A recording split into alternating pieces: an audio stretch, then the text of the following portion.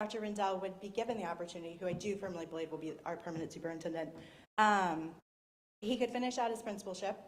The media surrounding him will die down, and it gives the public the appearance of, okay, well, maybe the naysayers were wrong, which can go either way. I have a daughter with ESE. In the first grade, she was that little kid who was given the wrong breakfast straw and was hiding under a desk at the start of class.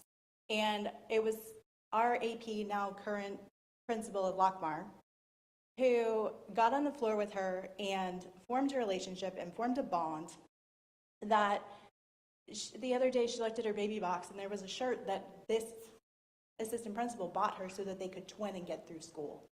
And I felt like listening to the three of them, James Larson came off the most human. He came off for students and for staff and for teachers. His track record showed in Orange County that he can handle a district of our size with our budget. I think he's the best choice. I want to be wrong. I know it sounds paranoid, and I generally am a facts-based person, but I like to see things from all possible perspectives. So I really, really hope that that's who you guys pick. That's all. Thanks. Thank you, Ms. Curvin. Michael Dorn.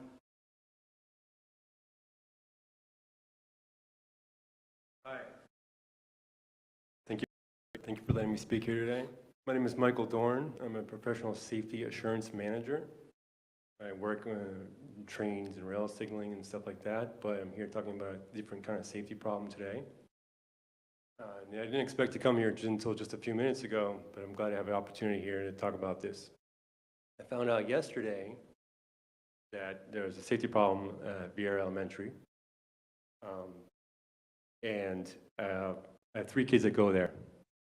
They sent one of my kids home, said he was on the playground. There was an incident where kids are tying each other up with jump ropes, restraining them physically with ropes.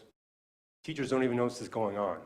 They weren't even aware of it until after the fact.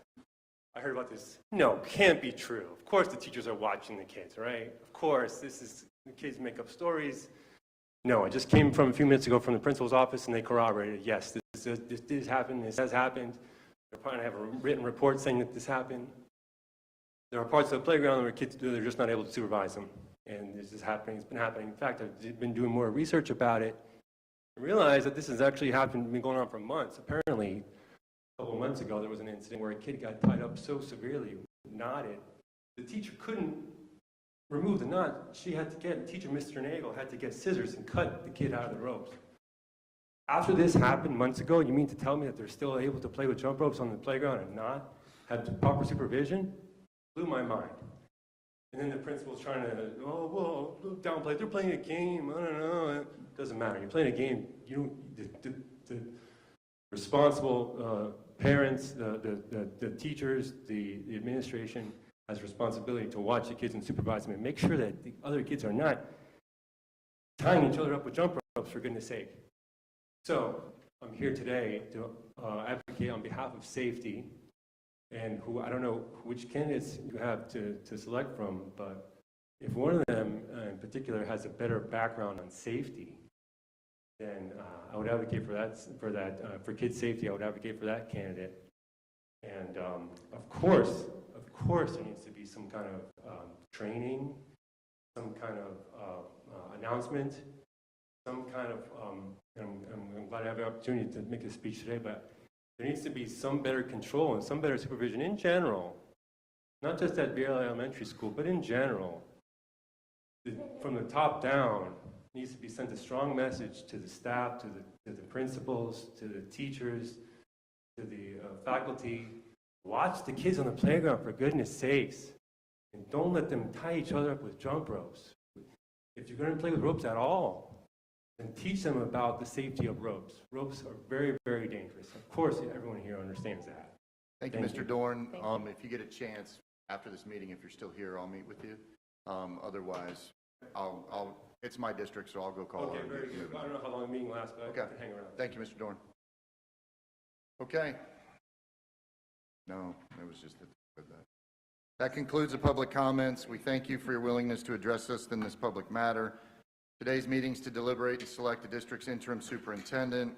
I'm going to open the floor for conversation. Does anybody wish to speak first, second, third?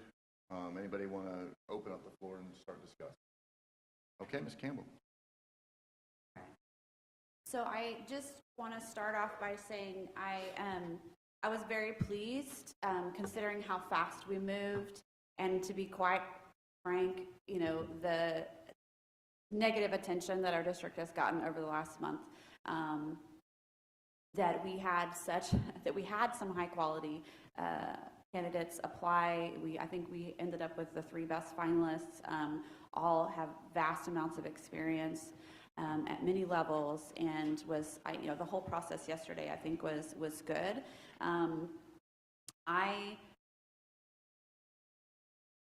I think that our district can do well with any of the 3. I'm just going to say that right up front. I think they're all qualified. I want to say 2 favorites, because I got to, this is an awkward process. Let's just acknowledge right up front. It's an awkward process. We're going to be talking about people not behind their backs. Just acknowledge this is awkward. Yeah, let's just acknowledge it, and so I really want to focus rather than, for me, rather than talk about the negatives, anyone can, the positives that caused 2 of them at least to rise above the others. I do think that it's interesting, as our public commenter mentioned, that Dr. Schiller represents a really unique opportunity. He is the only one who clearly is the other 2 might be interested in the permanent position. He is clearly only interested in the interim.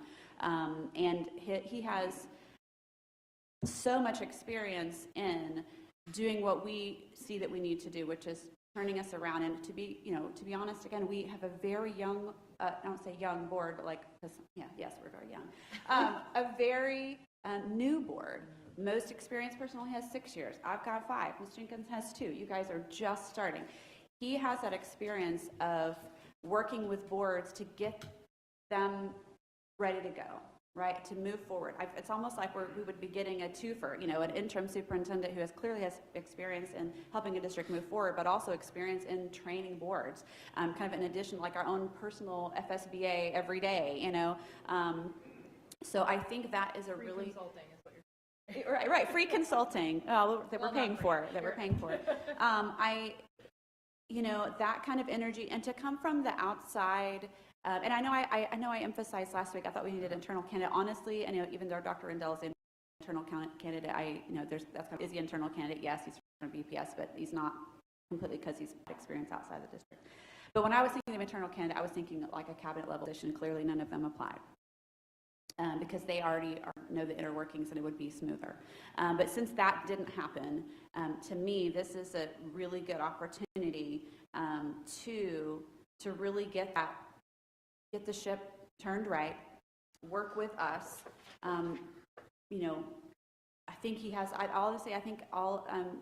he has opportunity to, the ability to stay neutral when it comes to politics. If he's worked in LA and he's worked in Houston and he's worked in some of these other places, he's been able to do that. And, the letters of recommendation, I don't know if you guys were able to look through. I mean, he's continued to be sought after to do the very thing that we are wanting to do. And I think would really set us up well for whoever we choose. That being said, I was really excited about Dr. Larson. I think that, even though he hasn't been a superintendent, and out of the 3, he's the one who's not been a superintendent, to be an area superintendent in Orange, which is the size of a small country, really gives him, and because of the positions he served in that, he's got a vast amount of experience also including some significant time overseeing discipline for Orange County.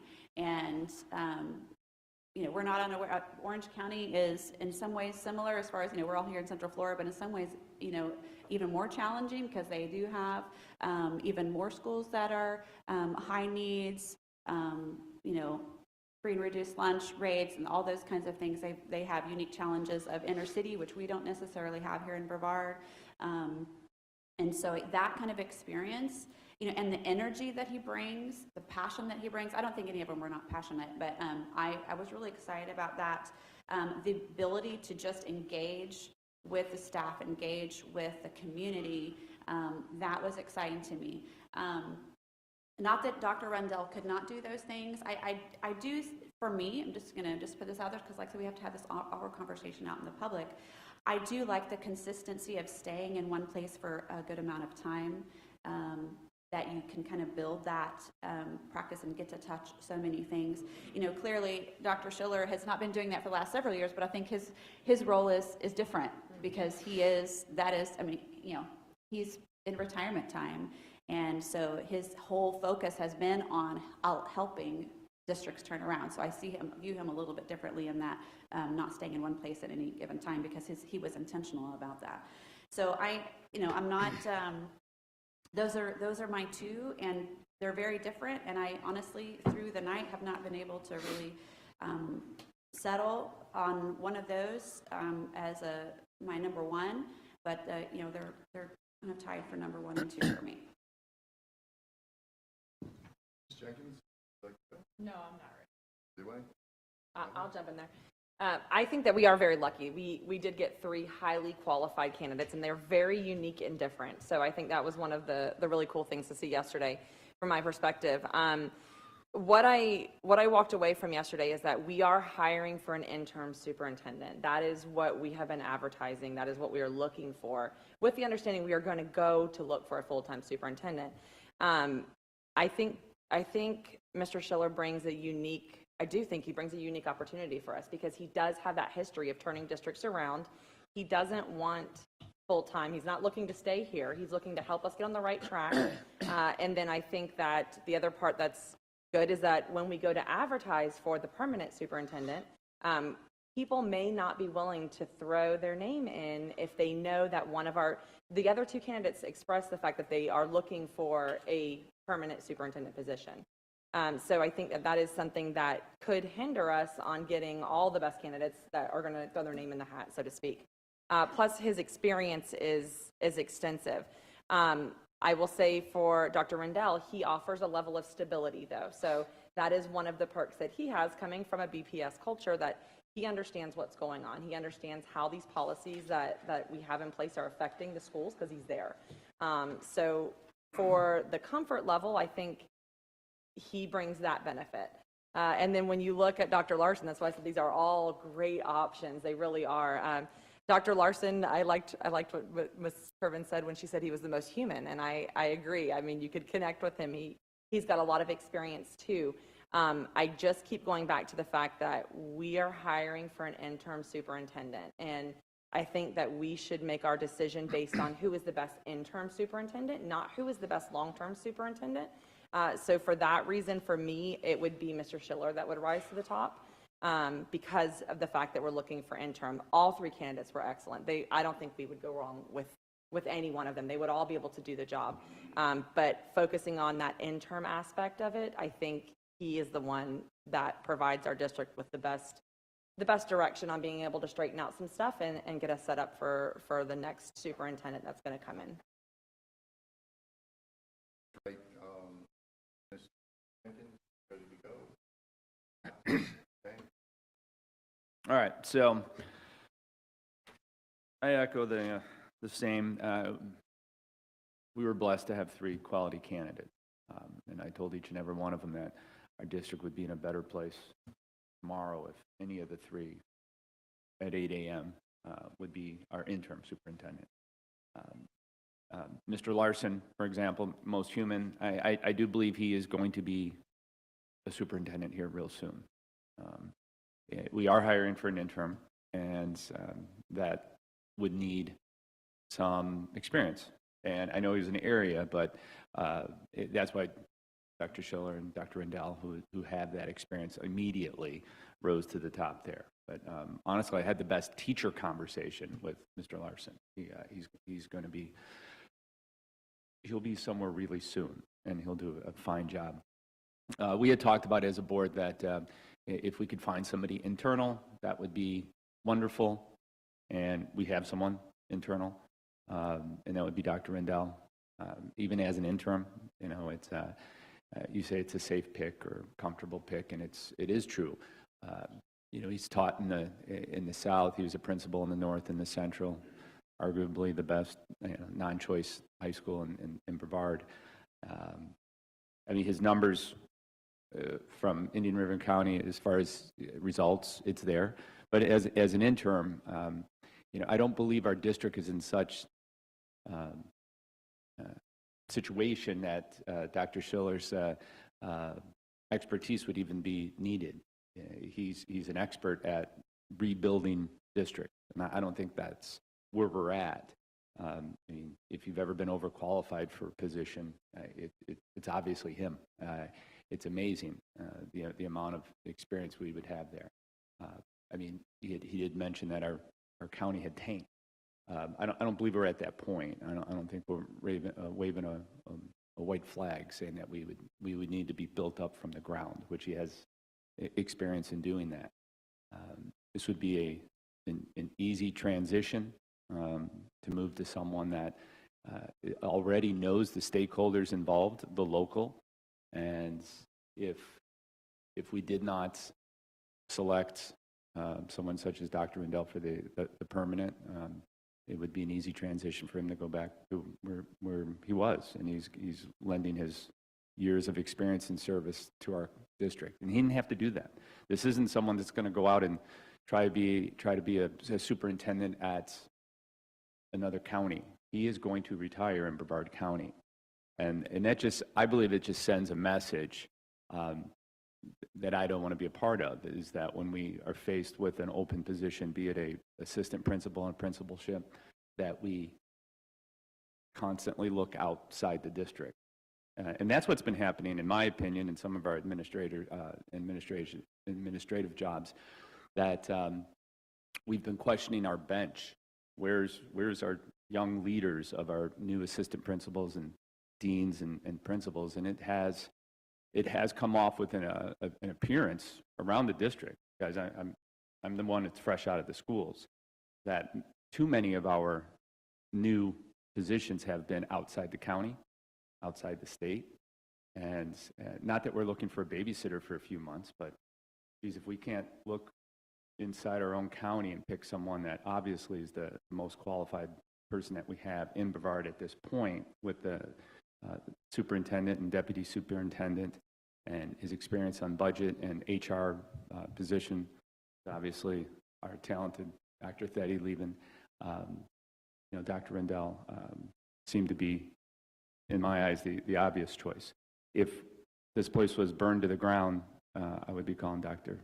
Schiller in a heartbeat. But I just don't believe our district is there, and I don't believe we would be headed in the right direction moving forward if we did not select Dr. Rendell.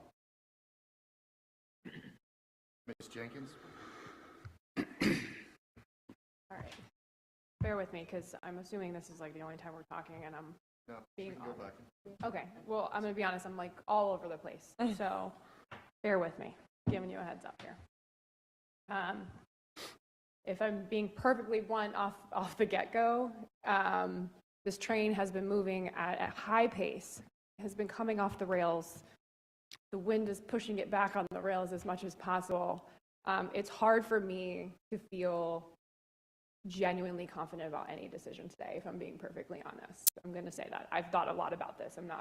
I'm going to go into my picks, but and my whys, but I'm going to talk it out loud with you, because I genuinely did not come in today with this is the decision I'm coming to the table with today, which is why I wanted to go last, because we can't talk about it afterwards, and it's a really weird process to spend an entire day interviewing 3 candidates and not be able to talk about it with somebody else who went through that experience with them.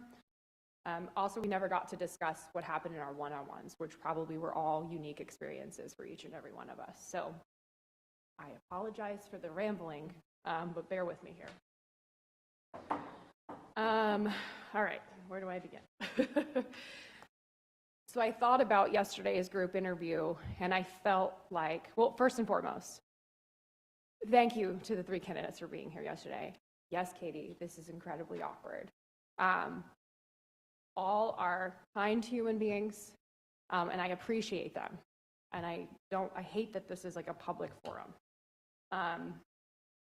So I thought about the three candidates, and I tried to like quickly categorize them in my mind. And so I feel like we had one who was energetic and hopeful and passionate, and we had one that was, and I literally wrote this down, like, because I've been literally thinking about this since we left yesterday. I feel like we have one that's practical and realistic and in the moment right now. And if I'm being honest, you know, the other one, I guess I would use the word comfortable. I'm not comfortable, but I acknowledge some people are. But I also felt like there was a little bit of a negative feeling in terms of the district from that group interview.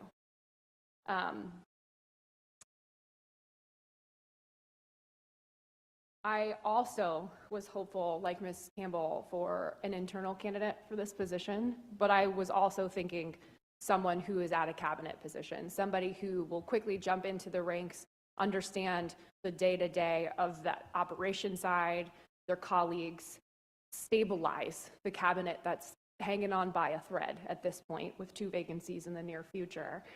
That was an internal candidate that I was thinking would rise to the rank.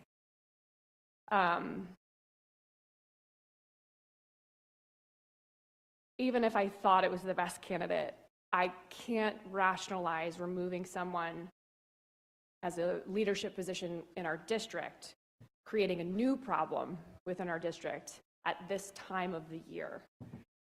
We would then have a vacancy at a junior-senior high school with the beginning of a second semester starting, when all of the testing begins. Just got a new testing coordinator, no less. I just don't think that that's the right thing to do. I think we're gonna create more problems by attempting to solve problems.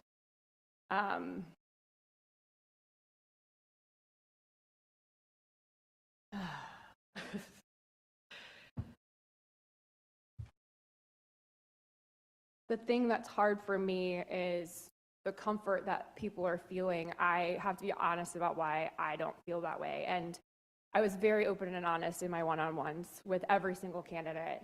I said to the one that honestly wasn't at the top of my list, point blank in the beginning, I'm gonna ask you uncomfortable questions, because if I don't, I'm not giving you a fair shake, because I'm gonna leave this room with some kind of judgment or thought that I might have had, and I need to give you the opportunity to be able to speak to that. And so I asked tough questions, mostly forthcoming answers, which was pleasant to hear. But they still weren't answers I was comfortable with.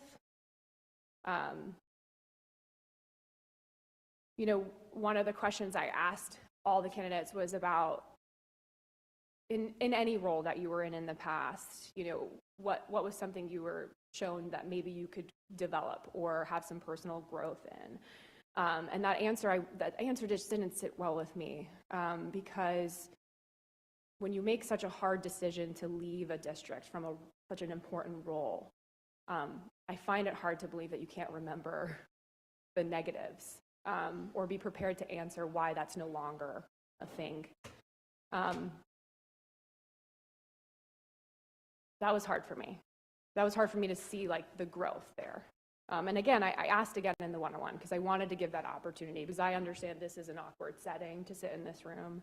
He was a little more open and forthcoming. I'm not going to say that he wasn't, but I was a little uncomfortable with that.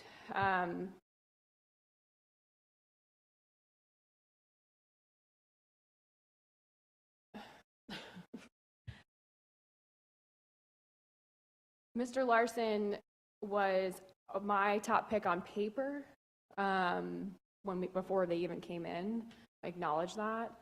I was even more impressed when he came in here and spoke. I feel like a lot of times, sometimes resumes sound really good and they're filled with all of these amazing experiences, but then sometimes it just doesn't match the person. There's no really validity behind the actions and positions that they've held.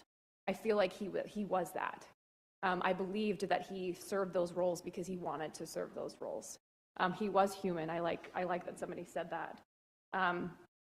He gives me the confidence that he would be able to successfully portray this district in a positive light not only to the community, but also to our very fragile cabinet members and employees at the district level right now, which would hopefully then trickle down into the schools.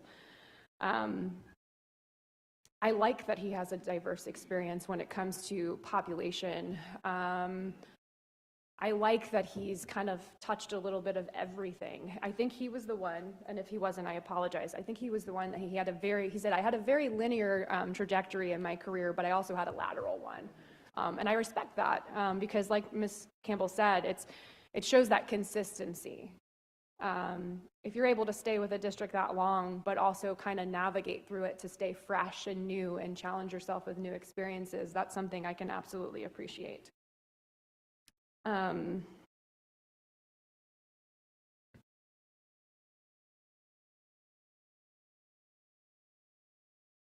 then I have this other thought process. I was one of the ones who argued, no, our interim absolutely needs to be able to apply for the full-time position. I'm one of the ones who thought, that doesn't make any sense, because to be fair, my thought process was if our best internal candidate applied for that position, then that best internal candidate, who would be the best to carry us through this interim, should have had the opportunity to apply for full term. That's really where my mindset was. But that's not where we are. None of those people that I thought would apply applied.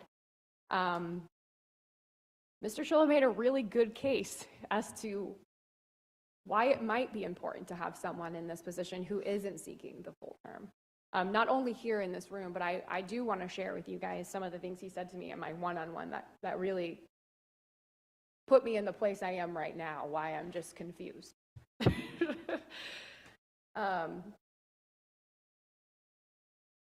Again, this is awkward, but I'm gonna tell it like it is. One of the first things he said to me, and it wasn't in a judgment way, it was very neutral like he was in this board room, was, listen, you guys made a major mistake in the timing and the way in which the superintendent was fired. And it wasn't based on simply emotion and respect for that individual. It was based on practicality. Here we are rushed to make this decision because we've got holiday break coming up and winter break coming up. And we looked at contracts for searching for the full-time superintendent that said 4 to 6 months. But in all honesty, we shouldn't really be finding anyone until the summertime, because most school districts in America, if we're going to go nationwide, don't end in May. And the likelihood of a candidate willing to just jump ship from probably a very good position in a place they've been very long in the middle of the most critical times of their school district, if we're looking at educational backgrounds, is kind of slim or rare, or also makes you question their ability to want to stay and be dedicated to a certain area. Having them come in around June, summertime, gives them the opportunity over the summer to acclimate, to set a plan, to get out in the community, to start making relationships with administrators, and then start the new year off fresh. Kind of like we're in this together, we're all new, let's do this. And I agree with that mindset. And I appreciate him being blunt about it.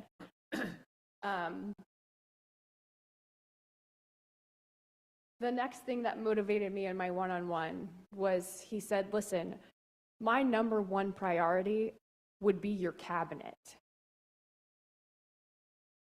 And I don't want to give away exactly what he said to me.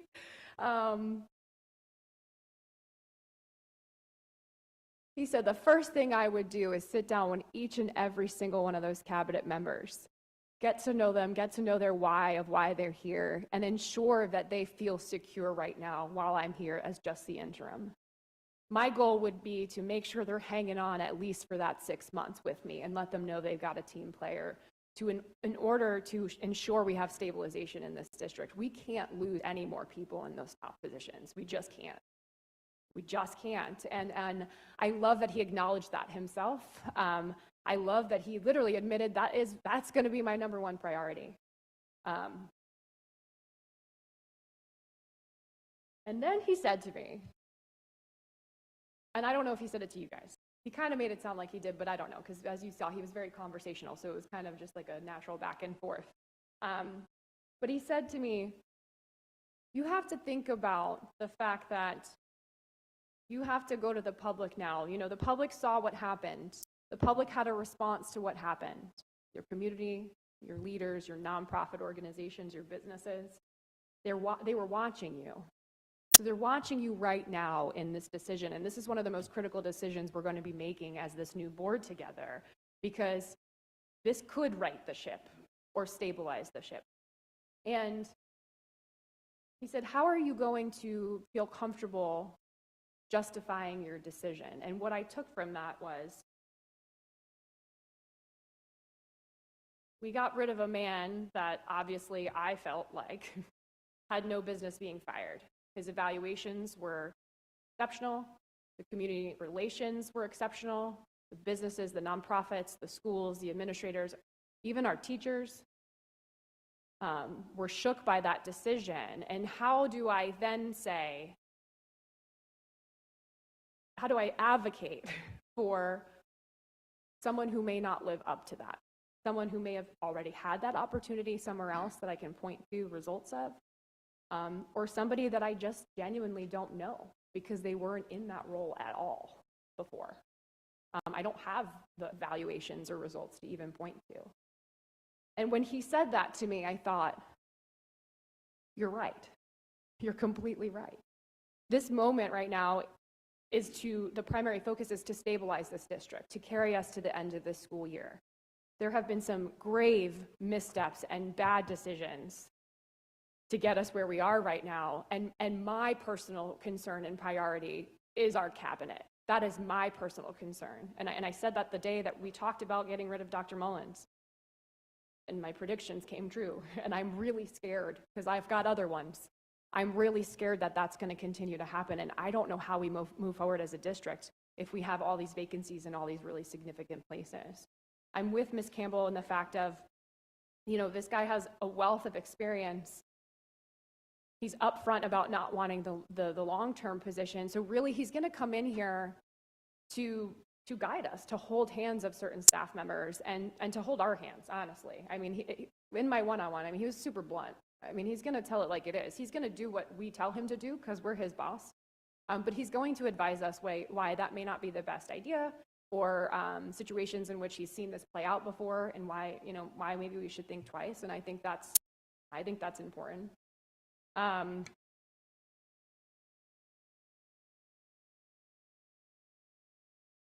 And when we say that he's overqualified and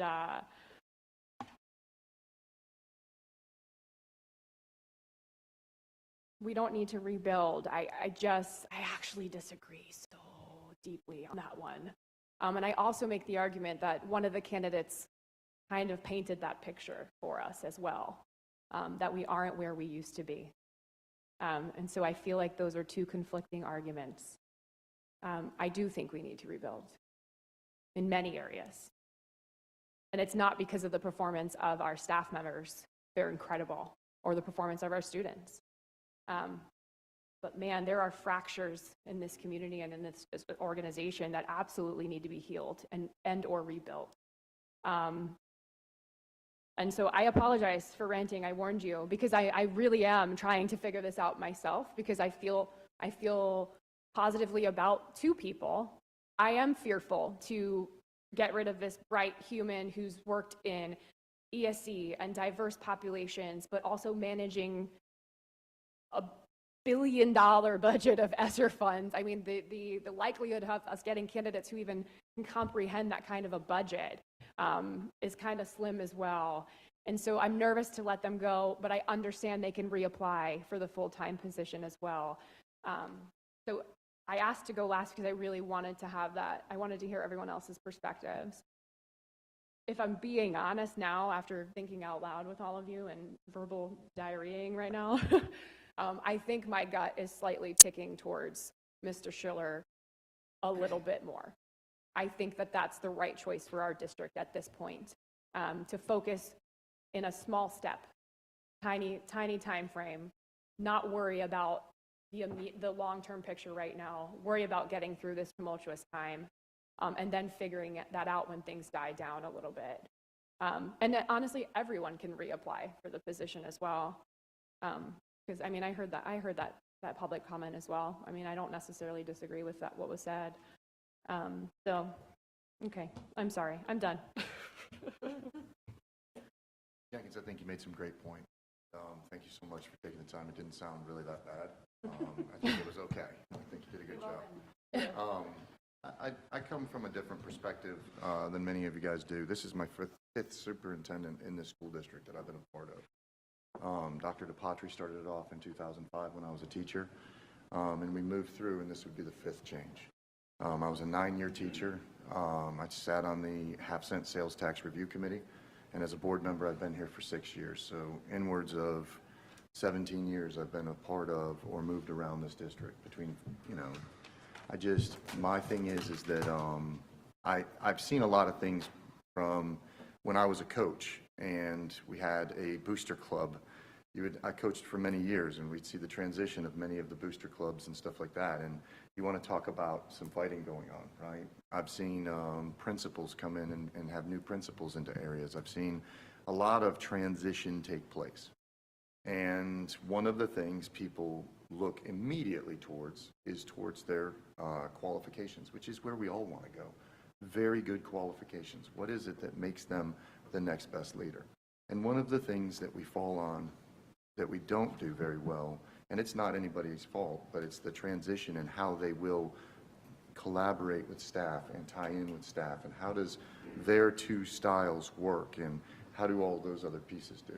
Because I've seen it where we have the best coach in the world comes in and it doesn't work with the actual staff, so what ends up happening is you have a brunt, right? Okay. So one of the things that I run into is that as many of those superintendents have come through, I can tell you absolutely the most positive and absolutely the most negative of every one of them. I will also say that the majority of them were all selected during the year, and that there are 6 other school districts that are going out to decide right now that are right now going to be choosing right during the year. So the applicant pool process, depending on who throws their name in where, if we are to wait until the end of that, this is just a reminder, that makes it very dangerous for us in the fact that we may not get the best person that may want to come. So there's that. I also heard some of the conversation wrapped around, each one of them and what they've done. I couldn't agree with you more. I think Mr. Wright has literally turned around entire states. He's done all those things, right? And he's done it in very good areas. And one of the things we didn't focus on yesterday that I feel is probably going to become in the month of January our #1 target is how we deal with the lowest socioeconomic and diverse, achievement levels. And when I looked at that, Mr. Wright has some deliverables. You mean Schiller? I'm sorry, Schiller. What are you talking about right now? Sorry, I'm looking at your name on my forehead. But Mr. Schiller had all of that. And Mr. Larson had some of it too, because he talked about the 9 schools and the 11. But there was one thing that I saw on Rendell's paper was that if you saw that number, and it just jumped out to me, graduation for black students increased from 65 to 82%. And he's got some other stuff in there. So I could say that pretty much all of them have the same qualifications one way or the other. Some have had more experiences in areas, some have had less. I think that each one of them could qualify to argue that they're the best in those areas. The one area that I kept coming back to was how are they going to come in the short amount of time that we have, set a direction, understand everybody that's inside of this county, and then move forward with an agenda that we decide that we want to move for. And I think that a lot of that has to come from a homegrown candidate. Now, I from the beginning said that if we are going to make a pitch to say that we keep this as interim, and they could apply as the other one, but I didn't want the interim to apply for the superintendentship just because of what has been said here and everything else. I have always thought that whoever is the interim would stay that way, and then we would apply outside to draw in the best talent. I always thought that. But when I look at all 3 candidates, my 3 is Rendell, Wright, and Larson, and it's not. I'm sorry, Schiller. I keep saying that. Let me get rid of this. Hang on, Schiller. So Schiller would be second, Larson would be third, and Rendell would be first. And the main reason is that I can point to many different areas where they all have achieved in many of the composites that we look at. They all presented very well. The difference is that Rendell is here. He came from a county that's right below us.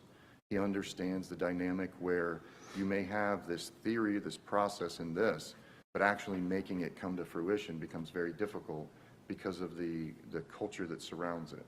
And I think that knowing the culture is as big of a component as a resume too, and he had that also. So those were mine. That's all.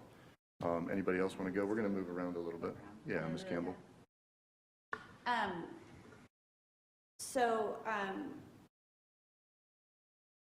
I just, just kind of back through, I was good, even for me to go first, I don't mind going first, but it's also good for me to hear from everybody else, because honestly, because I told you I had the top two, and I kind of what was going to help me was what is everybody else thinking about who we're comfortable with working, because even it's not just who I'm comfortable working with, even though I could work with any of them, it's who are all comfortable working with.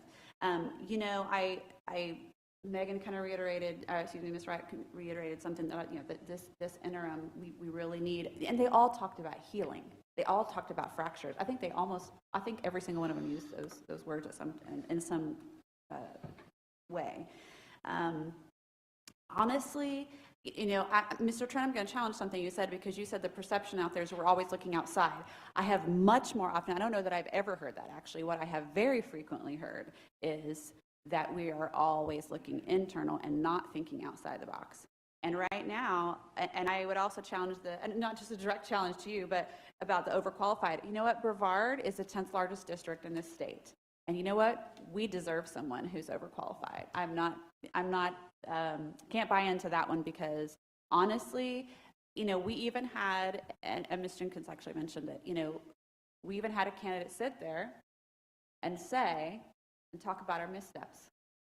And I think we need somebody that the community that will be uniting to our community, even if they're an outsider, nobody knows them.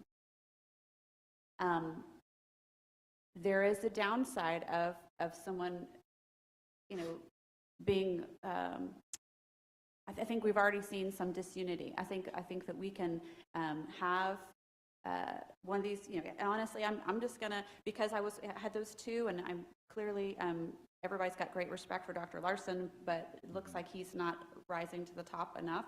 I'm gonna just throw all my chips in onto the side of Dr. Schiller, because I think that for all the reasons I've already said, his great expertise, his ability to get boards to work together, and we have got to work together. And while I have to applaud us, because this week, board, we've done really well.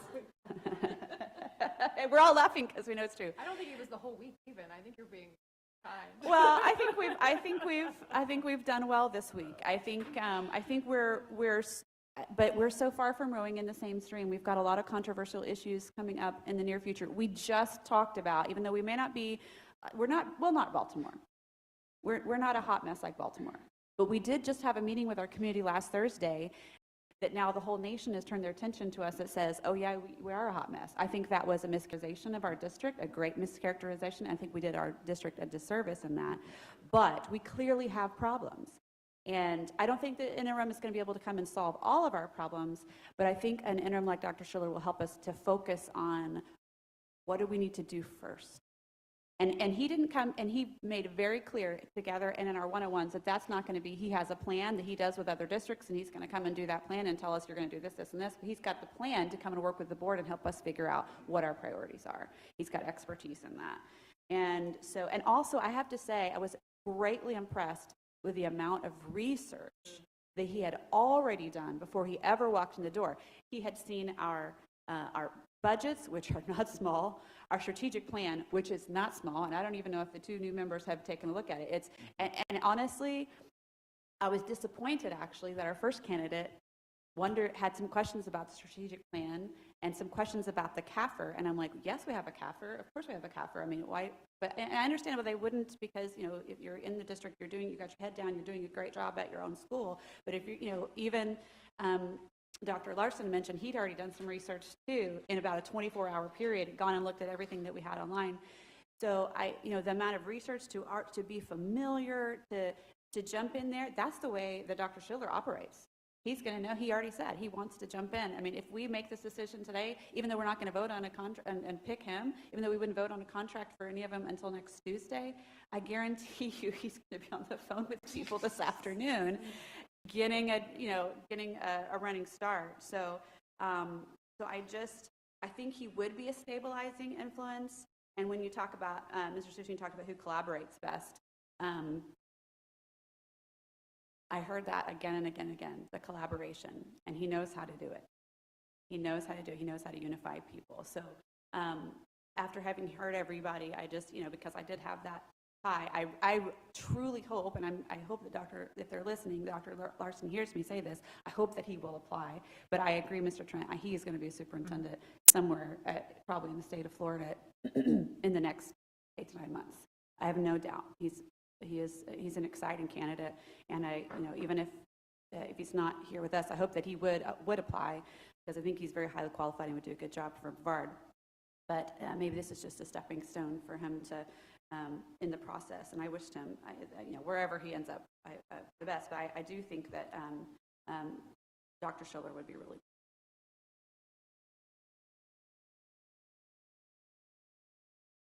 I'll go next, or unless you want to go. Go ahead, I feel bad that I I usually went look last to who time. has their hand on the Yeah, thing no, is you what can it go. I is. don't care. Oh, that's fine. It doesn't matter. Go ahead, Ms. Jenkins. No, go ahead, No. Ms. Jenkins, that's fine. Okay.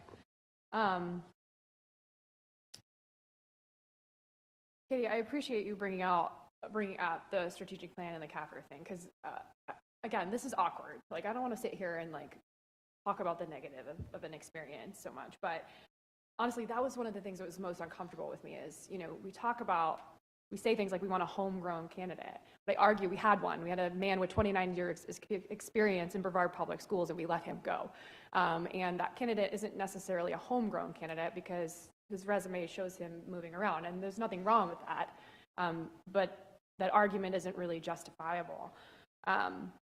So that one candidate, I would have expected it to be more focused on Brevard Public Schools. Instead of a binder of the strategic plan of Indian River, I would have expected to see our strategic plan and his school's strategic plan and how those are tied together and the advances he's made within his school with that strategic plan. That would have made a little bit more sense to me. Not being aware of the things that we were already doing in the district concerned me as well. Does that maybe say, yeah, we need to communicate it a little bit better? Yeah, sure. But also, if you're applying for this position and you're here, I would hope that you would be more aware. I mean, you're in a leadership position too. It's a little bit different. So that concerned me a little bit.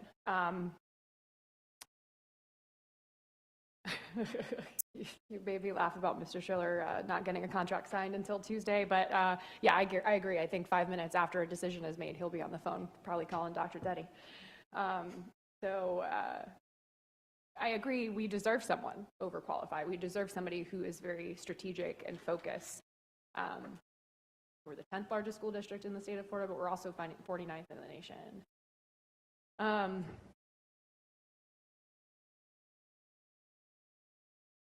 I have grave concerns about one of the candidates. I have grave concerns about the integrity of the process, and I'm doing my best to not speak about them if I don't have to. But it's frustrating to hear things being said. I care so deeply about this position and this district. I care so deeply. I am very uncomfortable, very disturbed by everything that has happened in the past month for this district. I am deeply, deeply concerned. And I again said the one thing that Mr. Schiller said. This is one of the most critical decisions your board is going to be making after the month that has happened. And I agree with him wholeheartedly. I really, really do. I think the most strategic and the most beneficial decision we can make right now is to put someone in place like Mr. Schiller to temper everything that's happening within our organization and outside of it. As much as I like Dr. Larson as well, I hope he reapplies for the full time. I really do. One of my reservations and why I was on the fence was he excites me. I feel like he's an amazing candidate. I think I'm a little scared he will get taken away by somebody else and may not be here to apply for that. But I also don't feel wholeheartedly in my heart that even if he was nominated to get this interim, that he could even be successful right now in the climate that we have, in the timing of the year. I would be nervous that that would be setting him up for failure, because I don't know if he would be given the time and the resources and honestly the staff to be successful. And so I think someone who knows how to manage those crisis situations would be the best decision for us. I don't really play poker too often, Ms. Campbell, but and I know you really don't either.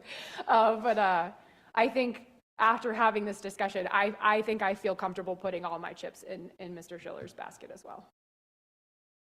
Thank you, Ms. Jenkins. Did I? I Mr. don't know. Trent. See, I told you I don't play. My chips in the basket. All right, so, Mr. Susan, how many counties are up for? There's 6. It seems like one of the candidates, it's just an easy decision, make all of us feel fine. The community will get off our backs for making tough decisions, but we signed up for this to make tough decisions, and I'm not going to stop now to just say, yeah, that feels good, it feels easy, and we can make up for maybe some of the decisions some of us didn't like that we've made up to this point. Even though one of the candidates said that they would like to stay here for the rest of their career, there's 6 counties looking for someone with the qualifications of all 3 of those candidates that we had. And it is just going to come back at us if we pass up on something that we had here in our own backyard and winds up across the state. This person's not as locked into this area as they once were because they have no kids in the district anymore, and you can move around. And this is a different time. So I'm pretty straightforward on some things, but if you look at some numbers, and when we have a person that's solely responsible, I mean, that's a superintendent, that the grad rate you already mentioned in Indian River County went from 65% to 82%. And for Hispanic students, 79% to 88%. Let's see, AP and IB enrollment for all students increased from 21 to 29%, which is important here. AP and IB enrollment for black students, African American students, increased from 8% to 21%. AP and IB enrollment for Hispanic students increased from 15 to 25%. And it also increased AP, IB enrollment for white students, increased 27 to 34%. This person was also heavily involved in the creation of the technical college, which was big on the campaign trail. We heard that from many people we talked about, knocked on their doors, and the community asked for a possible technical college or something. And we do a great job already, but that's just the expansion of it. Where it said 87% of his new employees stated that the employer treats them fairly.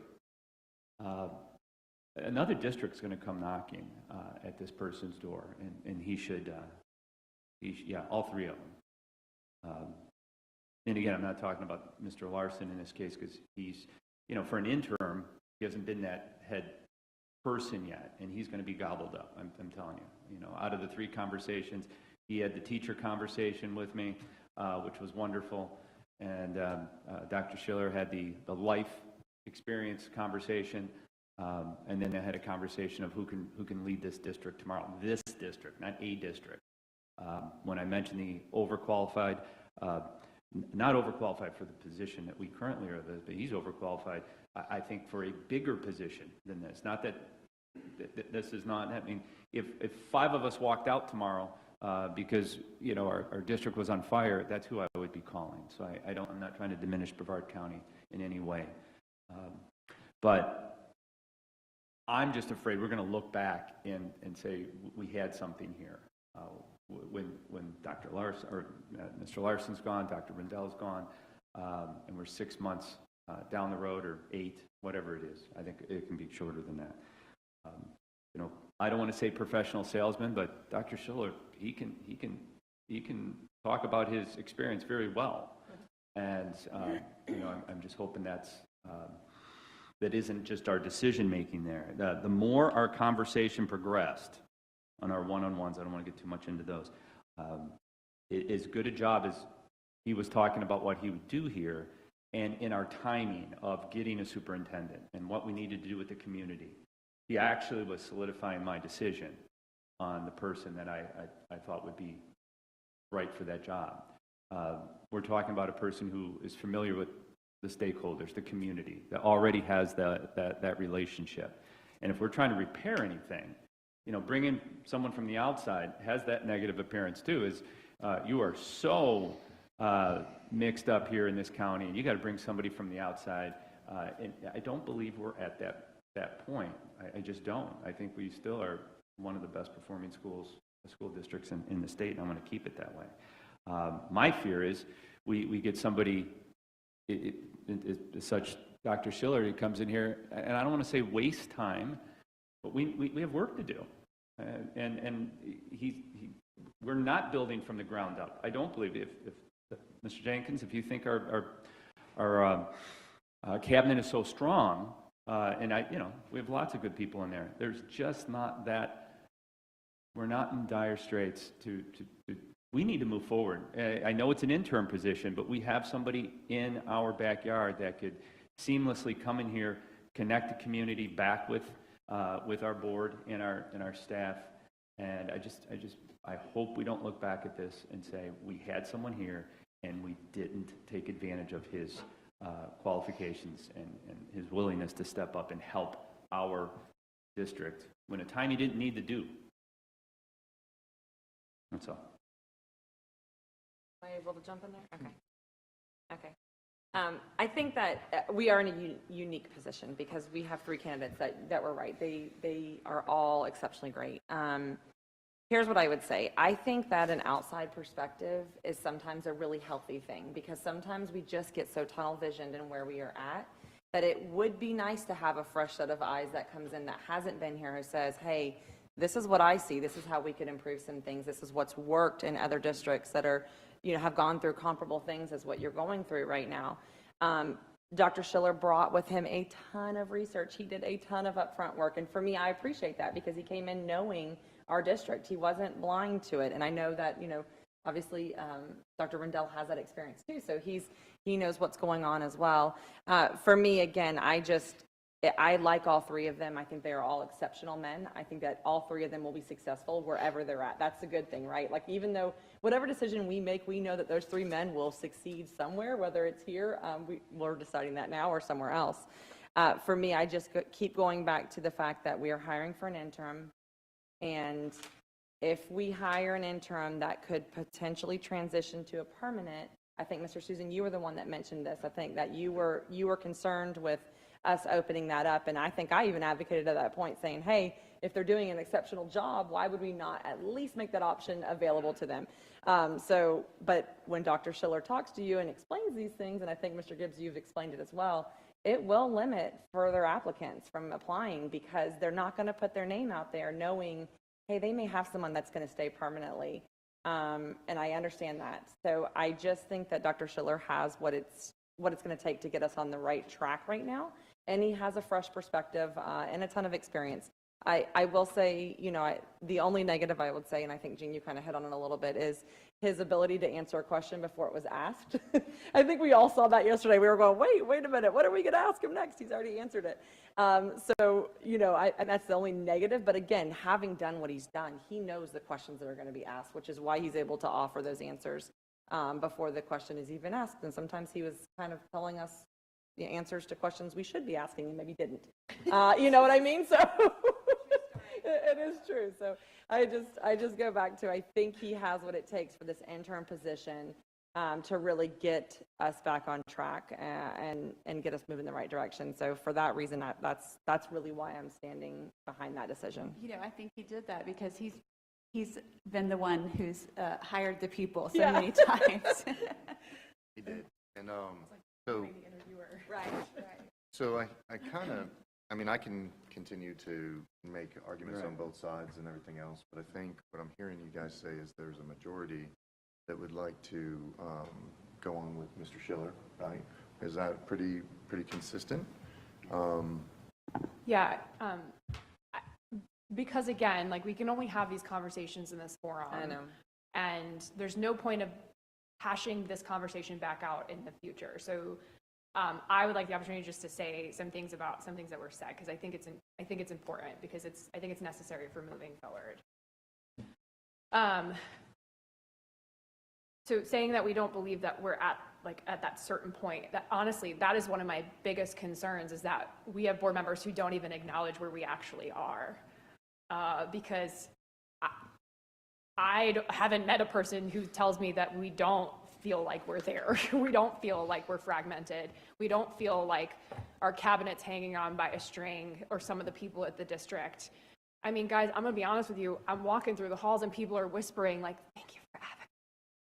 Because they're uncomfortable with what's happening. Whether or not they agree with the decision at the top is made, or they may, some of them may, but they're still uncomfortable with where we're going. It's unpredictable. And so I encourage you to have those conversations with people, blatantly ask them, let them feel comfortable to tell you the truth. They may agree with you, but they still may feel uncomfortable with where we're heading. And I encourage you to have one-on-one connections with our cabinet members, if you haven't already. I'm assuming maybe you have. We haven't had much, so sorry if you have. I'm making an assumption, but I encourage you,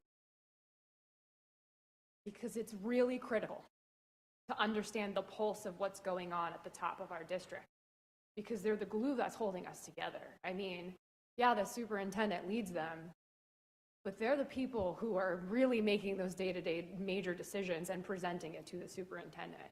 They're so important to our district. They're all amazing people. Have a pulse with them, please, if you haven't already.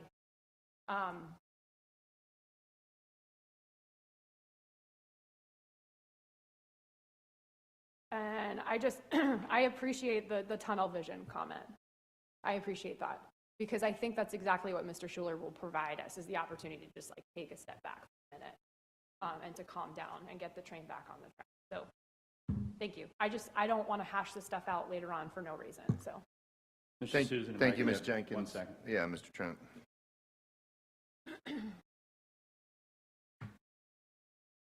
Maybe some people here at district should feel uncomfortable. Okay? We had quite a year in our campaigning. We had 3 elections. Our community has spoken. All right, I'm just not letting this go without comment. There is things that need to be changed, and that's okay. When the outside is getting involved and the inside's uncomfortable, that means we're doing our job. That doesn't mean it's going to change the outcome. That just means we're bringing in the stakeholders. I fully support Dr. Schiller for the interim of Broward County. He did call us Broward County.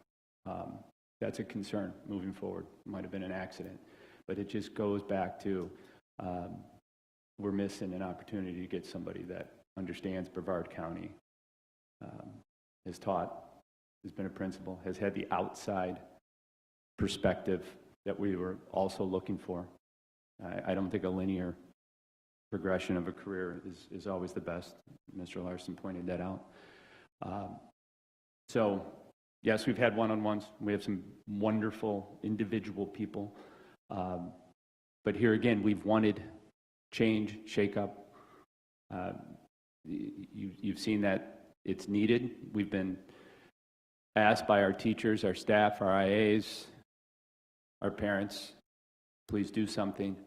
And I'm not going to stop saying that we've had an opportunity to do something here. And my fear is we're going to have an overseer for months. Is a wonderful person, but an overseer. And we're going to have to start over again when this new superintendent comes in here. Thank you, Mr. Trent. I think we have a majority that have, that want I would like to Mr. follow up again because I think Ms. it's. Jenkins, I would just like to just let that go. No, I think we're no, trying to sir. create We need to move some- ahead. No, sir. If we can No, just move sir. on. I'm actually the No, board chair. so I can understand say- you're the chair, Mr. I would Susan, like but to this is speak, the only Ms. Jenkins. Ms. opportunity. Jenkins, can I just speak? This is the only This is- opportunity for but us to Ms. have this Jenkins, conversation Ms. in the Jenkins, we can sunshine. have a back and forth about where we're at in the Mr. Susan, district. it's ironic just- that I am the only person that you try to quiet. Ms. Jenkins, I'm the board chair. I understand In you're the middle of chair, Mr. explaining some Susan. stuff, and you Okay, can you go ahead and please wait explain to it. be called on? Yeah, absolutely. All right. Looks like we have a majority of people that want Mr. Schifrin. So what I would like to Schuler. so Schiller, sorry, listen, We're guys, I concerned about apologize. Brevard I and was out. Broward, but we can't remember No, the what it names. is that I was out last night until 1 o'clock in the morning with my son. I took him to Disney World. So we had the Disney conversation, so I'm just a little bit tired today. So I did want to tell you guys, I think that's the direction that the board wants to go. I'll be honest with you. He is very qualified to do what he's about to do. I was even last night with my wife going back and forth about where the decision would be made, you know what I mean? And he was the top two, and I was sitting there going back and forth, so I think we're in a good place. I appreciate everybody's comments. Like, I think that we all feel comfortable with announcing what our comments are going to be. Ms. Wright, I really appreciate where you're coming from. I appreciate some people were willing to, on one topic or another, decide, hey, I might not have been right about that before, but now this is the direction. So I think we're moving together in a good direction, and I just wanted to say thank you for that. I did want to say that it does sort of take a motion to hire the next person. So if you guys want to, somebody wants to make a motion to hire him, and then we can go back to Ms. Jenkins' conversation afterwards. I'll make the motion to hire Mr. Schiller as the interim superintendent. Second. All in favor of, oh yeah, I mean, does anybody have any further discussion about Mr.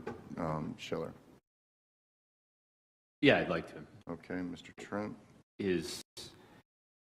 We said from the beginning of today, our district will be better off tomorrow with any one of the three. Okay. I've heard all the positives of why we're moving where we're moving. And I meant what I said is we will be better off.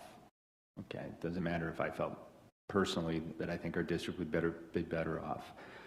I know it's not a personal issue. So I'm publicly stating it, not any one board member's position that I will now attack because they didn't vote or pick my person. I'm not going to do that up here. I'm not going to do it online because I think we had all three good candidates. And I don't care how we've come to this decision.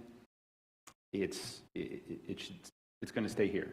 And that's how we get this board moving forward, even though I think we could have done it differently, but that's just how we need to do. We're going to be making lots of decisions like this, and I'm not going to continue this conversation on why we picked a certain person after this, and I'm hoping we all do the same thing.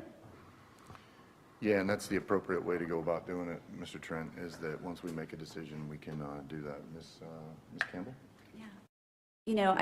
We have a clear direction of the majority. We're about to take a vote. I would suggest, and I'm not your mom, I can't tell anybody what to do, but I would suggest that it would be a good gesture to start this off by giving a unanimous vote. Yep. To present to the community that whatever disagreements we may have had and different perspectives we may have had, that we're moving together. I'm just going to offer that up as a suggestion and encouragement. Ms. Jenkins, anything about that you'd like to speak to? Nope. All right. So when Dr. Mullins got hired, they made a motion to hire him ahead of interviewing everybody, which I thought was disingenuous at the time, so I voted against it. And then I had another vote where they said, would you like to revote that and vote together unanimously? So what I would like to do is exactly what Ms. Campbell said, but we can go both directions. You know what I mean? So I'm not following what you're saying. Sorry. if you are very positive about not voting for one or the other, there's the opportunity to show that, but then come back as a unanimous vote too. That's all I wanted to say. So we have a call to vote.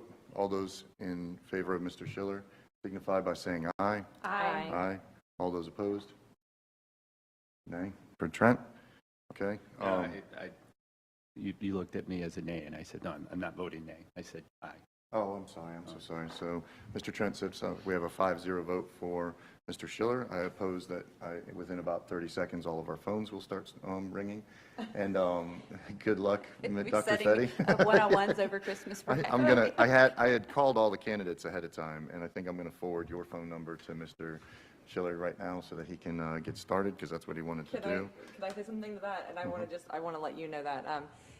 One of the things that Mr. Schiller said during the interview process, which I thought was very, very good, and I want to commend you on this, because he said, I was on the fence, honestly, on this. He said, I hadn't really heard anything except for, hey, here's your interview time.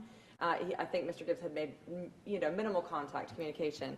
And then he said he received a message from the chair, and that was what pushed him over and said, you know what, I'm going to go and help this district. And so I just want to commend you on reaching out to him, because that personal touch really did make a difference. And in this case, I think it's going to make a huge difference for our district. Yeah, and just so now that we can talk about it, I was in a conversation with him wrapped around political theory and everything else, and we were going back and forth because intellectually you don't get stimulated too much in those regards in some areas in our world, right? Yeah. And I said, man, you could rewrite your entire, you could get hired by any governor inside the state in the country to restructure their health systems. You've rewritten 40 or 50 of these things. What is it that you're doing here, man? Like, why are you coming here to Brevard, and what's the gig? And he said, I want one last run. That's what he said.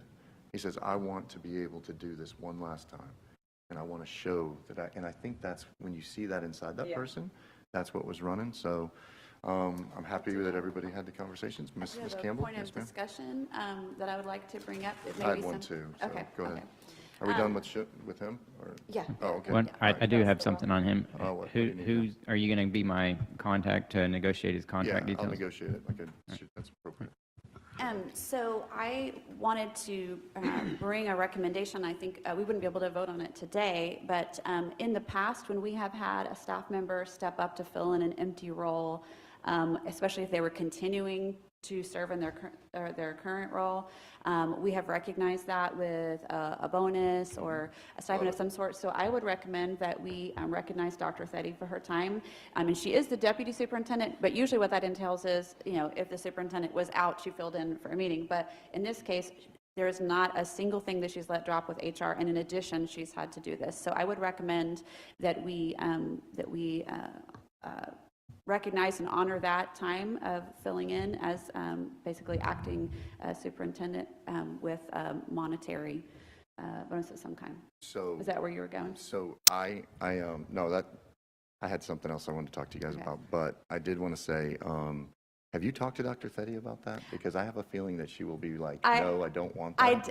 Because we're not supposed to have there's a reason for it, not surprises. because she's there, but because I have been saying the same thing for Tammy, because she's been covering too since February. Yeah. I also been saying the same thing about the transportation guys that have been driving the buses and stuff like that. So, hey, I'm all about it. Let's roll. Yeah. Like, So let's start I did, adding it to it. because, Listen, it's I not agree good with you. practice to surprise people on the dais, and especially not to surprise Dr. Thetty. So I did talk to her right before the meeting. She's not the boss of me, so she can't tell me not to bring it up. So, no, I did mention, talk to her about it. I also asked Mr. Gibbs, to see if there was anything that we need. He suggested that maybe if the board had a consensus that they would bring something forward for us to officially vote on Tuesday. But I don't know if anybody else has similar thoughts. I like the idea. I'd also like to do it for Tammy, who's been doing it. And then I would also like to have that conversation in January about some of the other people that have been doing the same thing. So I'm all in favor. I do have a memo that Tammy just gave me from Dr. Mullins suggesting the same thing. If there's consensus, it is within Dr. Mullins's ability to pay and authorize that. So I can have Tell him to do Mr. it. Susan sign I won't approving sign a the darn thing unless consensus. he takes care of Tammy too. So, Yeah, all right. have we ever overcompensated Tammy for the fact that she stepped in and became our secretary? I've been asking for it since Yeah, I mean, Escobar left. it's insanity, because she's literally doing 2 jobs at the exact same time. For a year. So do Exceptionally. So, Mullins and Tammy, right? And then we'll talk about it. Betty, Or you've got Doug. names on there. Golly. What day is it? Where are you at right now? How are More you? coffee. All right, so that's good. Sounds good. Anything else? Do we have an amount, or are we going to let? No, Dr. we're going to let Mullins- them do that. Okay. You All want to right. talk about awkward? The other, oh, well, that's, I mean, he knows the best thing. I mean, if we start throwing out numbers, No, it's I meant inappropriate. if we were throwing out numbers. Right. Really. Yeah. All right, so one of the things that I wanted to do is suggest that we hired FSBA as our search firm, right? And what I would like to do is have, for the main superintendent, what I'd like to do is on Tuesday, right after we sign real quick, give the opportunity that if you would like, and I would like, to just have them as part of the discussion, tell you some of the things you need to think about over Christmas break. Not, we're going to meet, we're going to discuss it all and everything else, but that way there's a lot of conversation here today wrapped around, we're moving pretty quick and everything like that. I didn't want to come back and then say, hey, we got to, so it gives us like 3 weeks to sit down, digest, and talk about what we really want. FSBA, Ms. Messina said that she would be available if we wanted that. Okay. So if you guys wanted to, it would only take 10 minutes. She would just get up there and say it. And then that way we can at least plan on what we really want to do and set direction.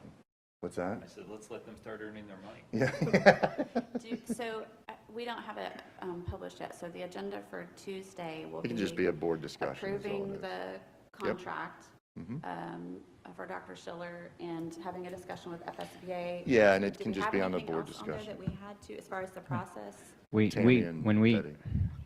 when we advertised, it was for interim selection and a selection of a search firm. So Oh, it we was advertised as such, so it would be appropriate if you wanted to. I know at Tuesday's meeting, there was discussion of moving that to the new year, but if you guys just want to have an informal conversation with them on what the board's kind of looking for, so they can structure something to bring back to the board maybe in the new year. I just we want can do everybody to realize we're not going to have a break because Mr. Schiller is going to be calling us. I'm kind of like afraid. Why did I use my, oh, I have a man. question about or FSBA coming here on Tuesday, because technically you didn't vote to hire them yet, right? The contract has not come. The board selected that. It's, but the contract is going to be dependent on what the board wants. So if you're adding stuff on, their contract is actually under the school board's need to vote. So Dr. Thetty could sign that contract because with the maximum add-ons to that contract, the total came 49.5. That's in the superintendent authority, which Dr. Thetty is wielding for the board right now. So Unless you're adding additional costs on there. So if you say, hey, we really want you to add 5 community meetings around the district, and they say, well, that's going to add, $2,000 to it. Now you're over that threshold, and we'd have to bring that contract to the board. Right, which I So, think is hold on, part of the I'm not finished. conversation. So I just want to throw this back at you guys. I was cautious about this conversation we had about who we were selecting already, because I think it's a little bit rushed to not have the top 2 come back and present to us a full package, a full presentation of their plan and what they're going to do. Because one of the things lacking on FSBA side was actually explicitly telling us how they would engage the community. And that increase from 35,000 to 49,000 already happened overnight without us even having a conversation about community engagement. I think we need to do our due diligence and just make sure that we're comfortable with it, know what it's going to cost us, number one, but also make sure we're comfortable with the process as well. Because that's a huge jump, like overnight, and it's Okay. not even including community involvement. If I can just Are you- clarify that it didn't jump, it was in their Right. proposal. It was. To do the contract language, we assumed that at the maximum level that they proposed, it would not exceed 49.5. So procurement's proceeding with a not to exceed contract. Okay. So we took all their numbers and built it in. They were very upfront. It could be as little as 35 or as much as 49.5 if we took the maximum of every package that they did, based on Right. what this board wants. But, so There just was- to clarify for me, I'm not finished, Mr. Susan. So just to clarify for me, those packages, though, did not include the community events, other than Yeah. facilitating a conversation. Off the top, I don't remember what it all was. I Right. know you did comment Right. that they Yeah, didn't and so have I the think same. it's important for us to have that conversation because we don't know what that looks like. I mean, that's not good due diligence for us to be like, full-fledged, let's do this, and have no idea what we're walking into. I think that's a bad idea. I think we need to talk about that. Finished? So everything that was inside of there that he just spoke of, travel for them, covering the cost of applicants, all of those different things is inside of there. There's many components to what we're about to do. And community involvement, I mean, FSBA has done, you saw all the ones in the state of Florida that they've done. So it's not, what it is with these search firms is the same thing as any other firm, is you say, this is what we would like. They would take the package that they had over here, put it in, then they take this package over here, put it in, devise it, and then they set it. It's not like we're going to be creating something that's completely outside the box. They did a max of 49.5, and that's one of the reasons I wanted to have the conversation with them. I would go against making 2 people fly here to have a presentation when we already set direction that this was the one we were going to select on top. And I think that I have full confidence that FSBA would be able to do it. So that's why I was asking if you guys wanted to be able to see it. That's all. I'm not judging their inability to do it. There's no reason to be defensive about it. I'm not saying that. It is our due diligence to be clear about the direction going forward and know what we're walking into. That's all I'm asking. And I understand how the process works. I know that they've done this before, and they're going to pull packages from one place that they've done somewhere and present it to us. I understand that completely, but they have not done that yet. Their initial offer to us did not lay out how they would do community engagement. And the way one district is structured versus another will impact costs, will impact the amount of staff that they have to send here. And so I think it's the right thing to do to at least ask. It's not to say that we're not going to hire them by any means, but we absolutely need to know what we're walking into before we move forward. That makes no sense at all. Well, what we did was we set direction that we were going to choose FSBA, okay? And what I did was I said, let's have a conversation wrapped around what we should be working for moving forward. You know, and we had wrapped around conversation about FSBA was the best fit because of X, Y, and Z. That was, they work inside the state of Florida. They have the best connections there. The other ones had one reason or another that they weren't. We had that discussion. We set the direction that we were going to move with FSBA. I would like to have the conversation wrapped around what we can do to prepare for next year. So that's all. I think that maybe what they lacked was maybe a more, they weren't necessarily the most explicit laying out how they're going to do it. I don't think that means they don't do it or that it's going to cost us extra. And it probably would be good just for to feel comfortable with maybe contacting some of the districts that have most recently used them and ask them, what did this look like in your district? And obviously it's going to look different. I think maybe that's one of the reasons why they didn't explicitly lay it out, because it is different in when they worked with Orange as it would have been if they worked in, I'm just going to, Escambia. So, but it would probably be, there's a list of people that, if contacts, call those, I think we need to make contact with those other districts and just find out. So we feel comfortable, but so we don't have to vote on that, you said, because it's under 50. Okay. Well, I think it would be good to have them have this initial conversation with them on Tuesday and make very clear, we want to know. Right, and that's my intention. If they're coming Tuesday, this is why I'm asking. They're not going to come, they're going to be virtual. Whatever. If they're with us some way or the other Tuesday, I think it's okay for us to ask them to come back and tell us what they would do. I mean, I don't think that's a weird thing to ask them. If we know they're coming Tuesday already, let's just ask them to tell us how they could fill in the gaps there, because it wasn't presented in the initial plan. And what I would say is that I'm going to give them direction to listen to kind of give us the overview of what is exactly needed in a search, right? Then we can say exactly like what you were saying, Ms. Jenkins, is this is what we feel from our community. And then we can and they can be going back to formulate a plan and come back exactly like what you're saying, Ms. Jenkins, is to make sure that we're in dovetail, because I have a feeling that that's going to take maybe more than one meeting, because we're going to be going back and forth, and that's why I wanted us to have enough time to present before that. That's all. All right? We're okay with that? Yeah. All right. Does anybody else have any other items? Yeah, one question on that. I don't know if it's possible. The screen in the superintendent's conference room, would we rather have like a Teams thing where we can see exactly Andrea? Yep. If possible. That might be a Russ Cheatham question, but if we can set it up. We've done it. Yeah, it's a great point, Mr. Gibbs. From my limited knowledge, we had a redistricting where we had that one time, where we brought that screen in here. We have like 6 of them in the building. Yeah, so the there's idea one would right be in that we put it there and we can communicate, but I think it behooves us to kind of start that process of understanding, so. Everybody else has any Yep, other questions? and Sir? one more on that, because I just got a question from procurement on this contract. They structure their pay a little different. They usually do 1/3, 1/3, 1/3. Is the board good with that, or would you rather have all services rendered than pay at the end? Oh, I'd rather third getting paid as they're traveling. Okay. That's just me, though. I don't speak for all Yeah, of you guys. I think that makes sense. Cover costs. Looks like you got a majority there. All right. Okay. Thank you. Thanks. All right. Anything else for the good of the board? All right, we're done. Thank you.